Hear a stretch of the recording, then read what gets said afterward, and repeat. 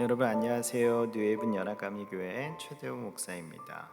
매일 여호수아 말씀을 한 장씩 읽으시면서 하나님께서 우리 성도님들에게 주시고자 하는 그 음성을 깨닫고 듣게 되는 하나님의 역사가 일어나길 기도합니다. 여호수아 3장 말씀은 이스라엘 백성들이 요단강을 건너는 장면이 나옵니다. 40여 년 전 출애굽한 이스라엘은 홍해 바다를 마른 땅으로 밟고 건너는 기적을 경험했습니다. 40년이 지난 지금 만나 세대는 하나님께서 약속하신 가나안 땅에 들어가는 첫 관문 요단강을 마주하게 되었습니다.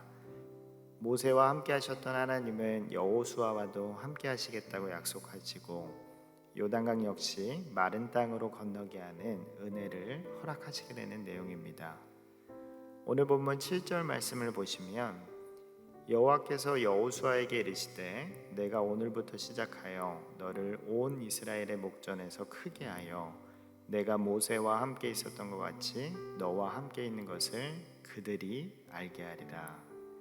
그들이 알게 하리라. 모세와 함께 했던 하나님을 여호수아를 보면서도 사람들이 알게 하리라. 여러분, 하나님께서는 오늘도 우리들에게 같은 이야기를 하십니다. 모세와 여호수아에게 함께했던 하나님이 우리들과도 함께 하실 것이며 주변에 우리를 아는 모든 사람들이 하나님이 함께 하심을 알게 할 것입니다. 여러분, 그리스도인들은 세상 가운데 살아갈 때 주변 사람들이 우리를 보면서 하나님을 만나게 됩니다.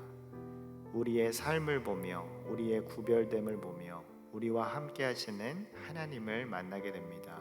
그렇기에 하루를 살아갈 때 하나님이 함께하는 것이 참 중요합니다. 왜냐하면 하나님을 전할 수 있는 기회가 되기 때문입니다.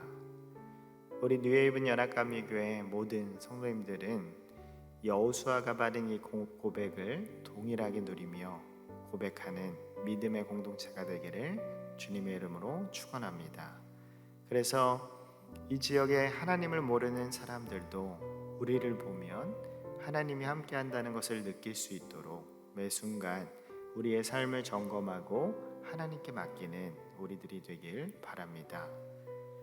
홍해 바다가 갈라질 때 모세는 지팡이로 홍해 바다를 가른 후에 이스라엘 백성들이 지나갔습니다. 그러나 요단강에서는 언약궤를 맨 제사장들의 발이 물속에 잠기자 요단강물이 열리는 역사가 일어납니다. 당시 요단강은 물이 넘칠 정도로 눈으로 보기에도 발을 넣기에는 무서운 상황이었을 겁니다. 그러나 이들이 누구입니까? 40년간 만나를 경험한 만나 세대입니다. 하나님의 역사함을 경험하고 믿었던 세대였던 거지요. 그러니 담대하게 언약궤를 맨 제사장들이 물이 넘치는 상황에서도 발을 넣기 시작했고 하나님의 역사가 일어나기 시작합니다. 한번 15절 말씀을 보시면 요단이 곡식 거두는 시기에는 항상 언덕에 넘치더라. 궤를 맨 제사장들의 발이 물가에 잠기자. 16절 말씀 곧 위에서부터 흘러내리던 물이 그쳐서.